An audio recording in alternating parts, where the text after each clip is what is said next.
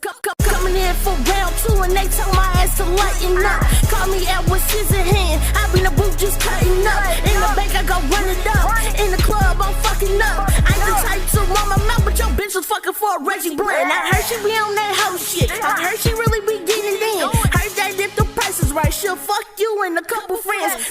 Chased after men who saw her as nothing more than a good time. But behind the filtered selfies and flashy social media posts was a reality far darker than anyone could have imagined. Her 2-year-old daughter, Skylar, was starving, alone, and suffering in silence. And when Chantell made the choice to abandon her child for the last time, the consequences were unthinkable. What happens when a mother sees her own child as disposable? When selfish desires outweigh the most basic instinct to protect? This is the tragic case of Chantell Gardner, a mother whose neglect led to an unimaginable crime. Before we dive into this shocking case, don't forget to like this video and subscribe to True Crime Story for more disturbing tales of deception, neglect, and murder. Chantell Gardner wanted to be famous. Not for her talent, because, in truth, she had little, but for the image she carefully crafted online. She called herself a rapper, nicknamed as Big Chanty, but the world knew her more for her provocative social media presence than for any music she ever made. She was the kind of woman who lived for attention, for validation, for the rush of likes and comments from strangers who believed the lies she sold them every day. At 33, Chantell had built an entire persona around being untouchable. She flaunted designer clothes, expensive bottles of liquor, and the company of men who saw her as nothing more than a temporary thrill. Every post, every selfie, every live stream was a carefully curated illusion.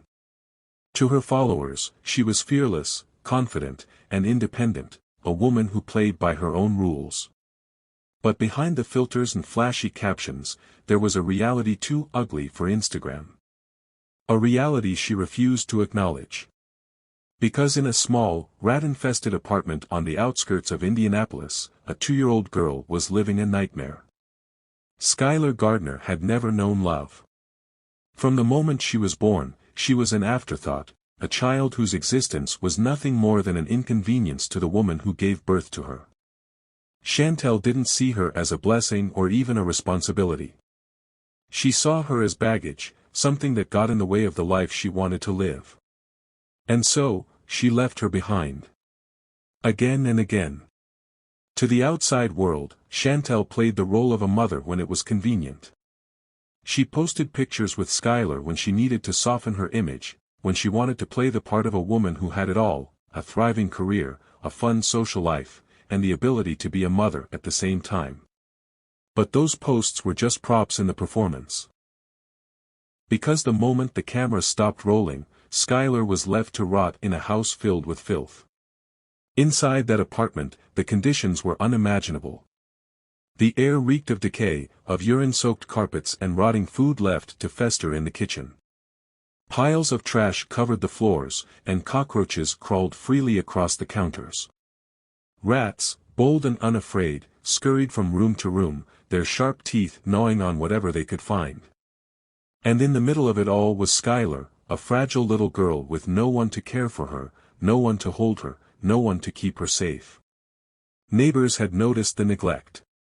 They had heard the cries, seen the way the child was left alone for hours, sometimes days, at a time.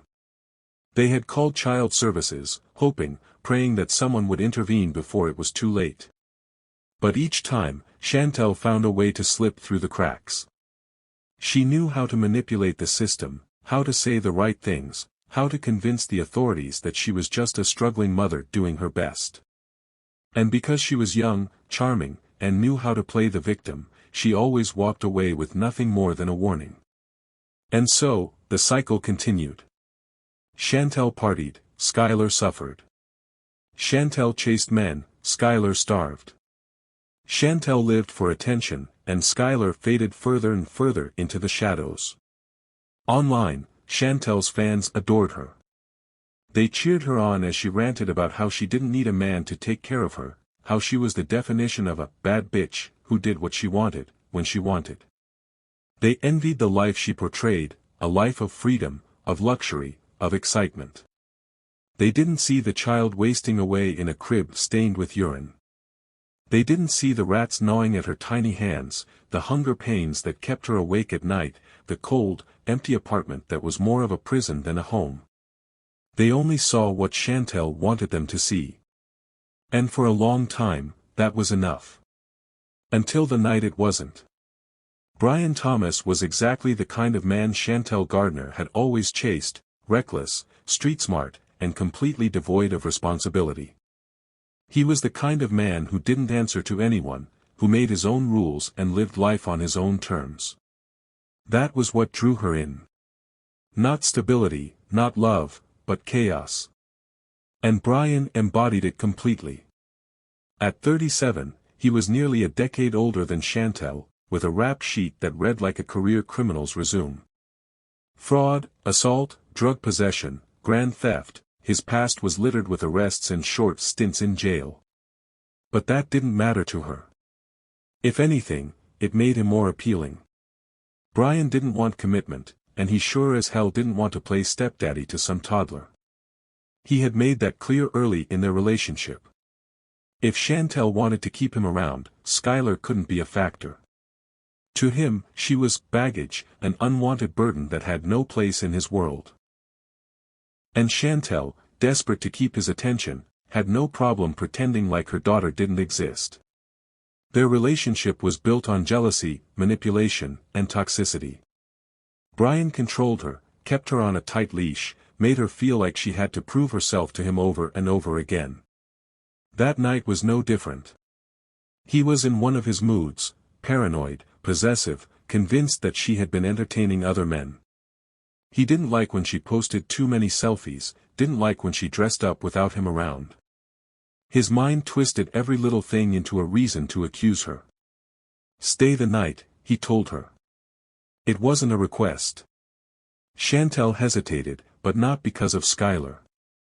She hesitated because Brian was unpredictable, and she knew that saying no would come with consequences.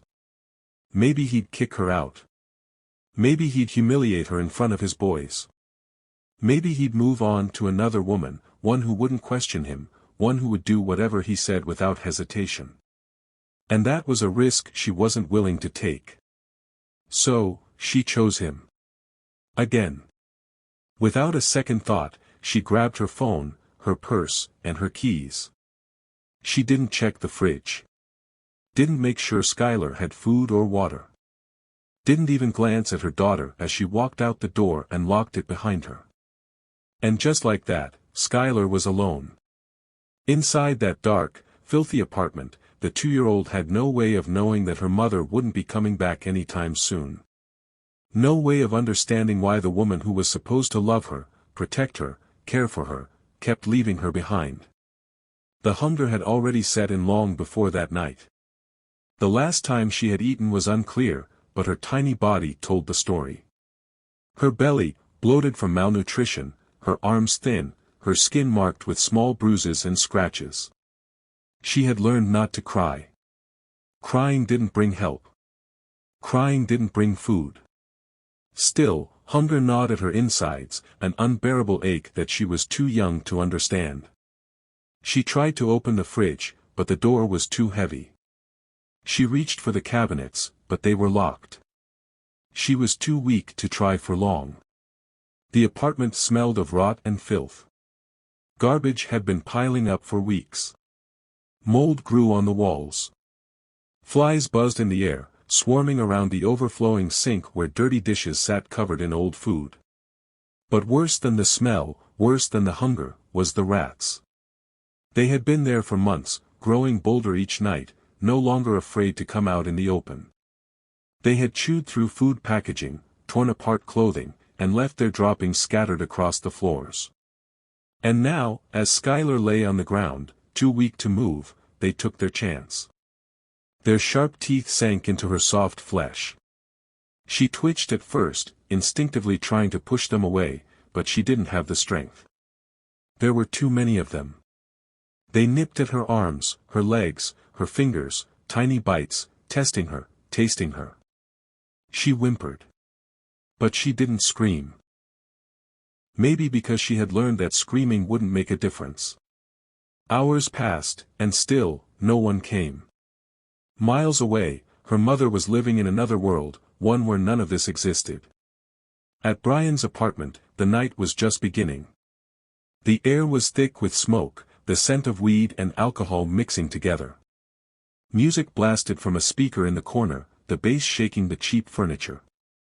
The people in the room were high, drunk, lost in their own indulgences. And Chantell? She was exactly where she wanted to be. She moved her body to the music, her hips swaying, her arms raised above her head. Brian was recording her, his phone capturing every angle, every move. She knew the camera was on her, and she loved it. She danced harder, slower, sexier. When he posted the video, the comments came pouring in almost instantly. Damn, she fine. Body crazy. She really that bitch. The attention was intoxicating. More than the alcohol. More than the drugs. More than anything. It made her feel important. Desired. Worshipped. She scrolled through the comments, grinning at each one. She didn't think about Skylar. Didn't wonder if her daughter was hungry, scared, suffering. She had everything she needed right there: Brian, drugs, alcohol, validation. And so, she kept dancing. As the hours passed, Chantell lost herself in the high. She laughed, drank, partied, soaking in the moment like it would never end. And as she indulged in her selfishness, her 2-year-old daughter lay dying in the darkness. Alone. Forgotten. 16 hours had passed since Chantell had last seen her daughter, but time meant nothing to her. She hadn't counted the hours. Hadn't thought about Skylar's needs or what she might be going through. Her night with Brian had been too wild, too consuming. The drugs, the liquor, the attention, it all blurred together in a haze of reckless indulgence. But now, standing outside her apartment door, reality came crashing down. The moment she stepped inside, the smell hit her like a wall. It was thick, putrid, unnatural, the unmistakable stench of death. It clung to the walls, soaked into the filthy carpets, filled every inch of the air. A smell so overwhelming it made her stomach lurch. She didn't call out for Skylar. Didn't rush to check on her. She already knew. Skylar lay on the floor, exactly where Chantell had left her. But she was different now. Motionless. Her tiny body, stiff and contorted, frozen in the last moments of her suffering. Her skin, pale and waxy, was marred with deep, grotesque wounds, rat bites that had torn into her flesh. The room was a nightmare. Vomit and filth stained the floor. The evidence of her suffering was everywhere. But Chantell didn't scream. She didn't fall to her knees. She didn't cry. There was no rush to check if Skylar was still breathing, no desperate attempt to shake her awake. She simply pulled out her phone and dialed Brian. "She's dead," she said, her voice disturbingly flat. Brian barely reacted. "Get out of there," he told her. "Come back here." And just like that, it was settled. Without another glance at her daughter's body, without even the smallest hint of remorse, Chantell turned and left. She stepped over the corpse of the child she had brought into the world and closed the door behind her. For months, the neighbors had suspected something was wrong. They had seen the neglect, heard the cries, smelled the filth that seeped from beneath the door. Complaints had been made. Warnings had been given. But nothing had changed. And now, something was different. The apartment had been silent for hours. No movement. No sounds. Just an eerie, unsettling stillness. One neighbor, unable to ignore the gnawing feeling in their gut, decided to check. They knocked, no answer. They knocked again, nothing. But the door was slightly ajar. Heart pounding, they stepped inside. The smell was unbearable. The kind of stench that turned stomachs, that made breathing feel impossible. They hesitated, their instincts screaming at them to leave, but something made them push forward. And then they saw her. Skylar. Lying in filth. Motionless. Cold. Her tiny, broken body told a story of unimaginable suffering. The neighbors' scream echoed through the building, a sound so raw and piercing that others came running. Someone called the police. Someone fell to their knees, sobbing. But it was too late. Skylar was beyond saving. By the time authorities arrived, the scene had already been described as something out of a horror movie. Officers stepped inside, only to be met with conditions so vile that some had to step out for air. The apartment was deemed hazardous, unfit for human habitation.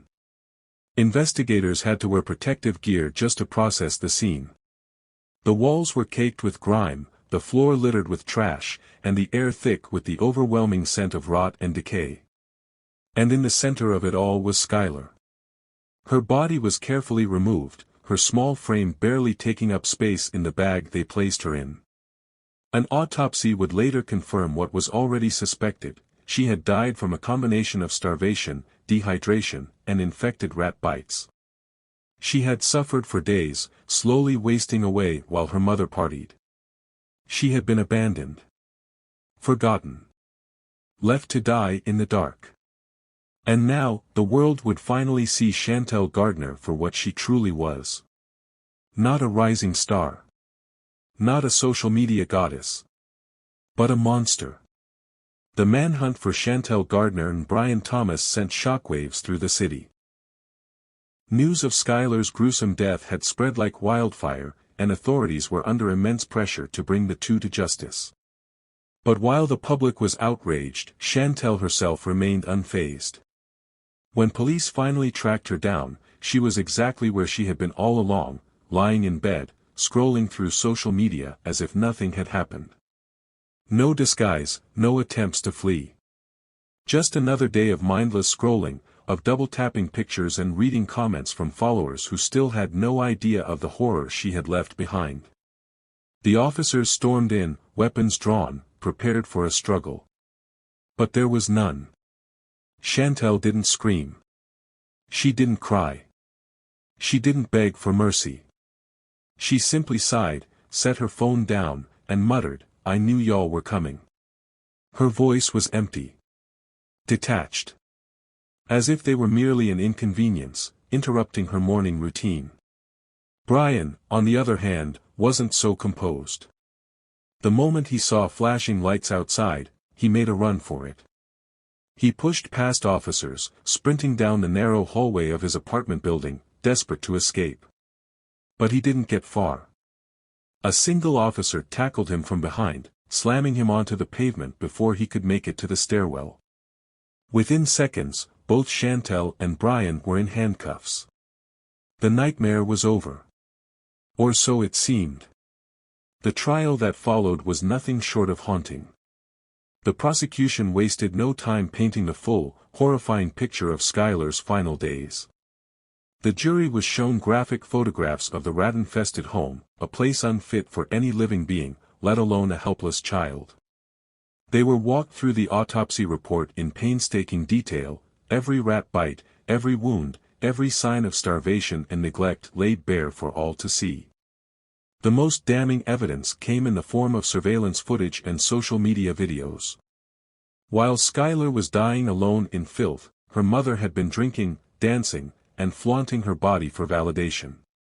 The images of Chantell partying, flipping her hair for the camera, laughing with a drink in her hand, all time-stamped just hours before Skylar took her last breath, were enough to make the courtroom erupt in anger. The prosecution played a clip of one of her past live streams, where she mocked the struggles of motherhood, saying she didn't have time to be nobody's mama, and that Skylar was lucky to even be here. Those words, once said for shock value, now echoed in the courtroom as proof of her callousness. The defense, desperate to salvage what little they could, tried to frame Chantell as a struggling single mother who had made a tragic mistake. They claimed she had been overwhelmed, that she had suffered from untreated mental health issues, that she never intended for her daughter to die. But the jury wasn't buying it. This wasn't just neglect. This wasn't just a momentary lapse in judgment. This was a pattern. A lifestyle. A choice. And Chantell Gardner had chosen herself over her daughter every single time. What disturbed the courtroom most, however, wasn't the evidence. It wasn't the gruesome details of Skylar's suffering. It was Chantell herself. She didn't weep. She didn't shake with regret. She barely reacted at all.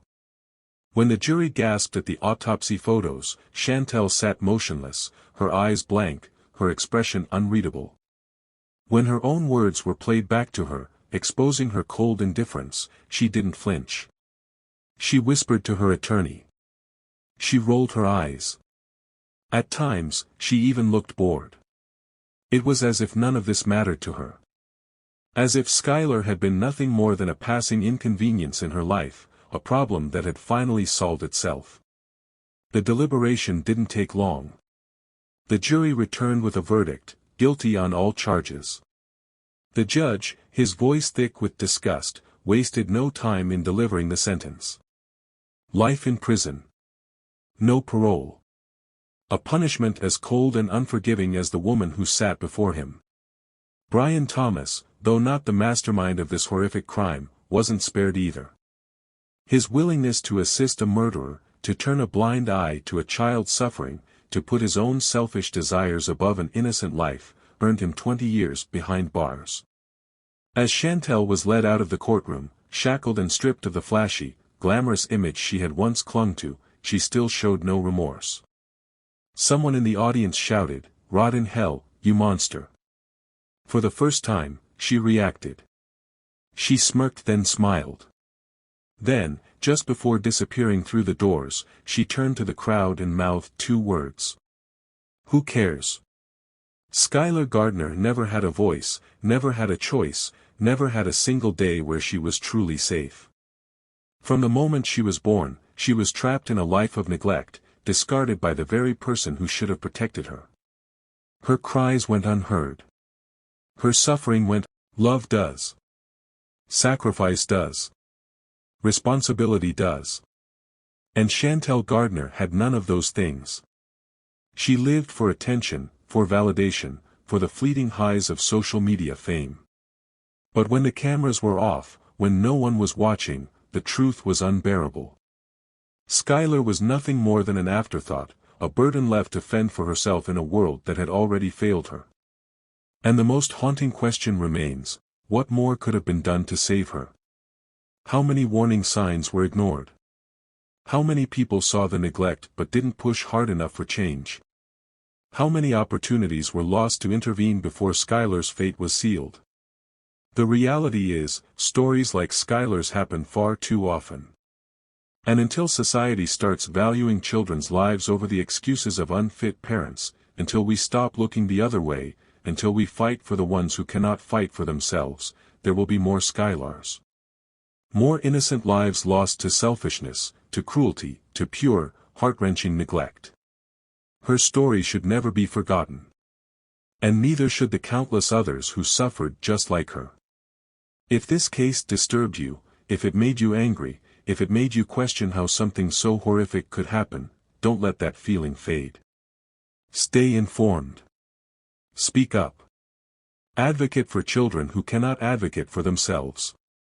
And if you want to hear more cases that expose the darkest sides of human nature, like this video and subscribe to True Crime Story. Because the only way to stop these tragedies is to confront them.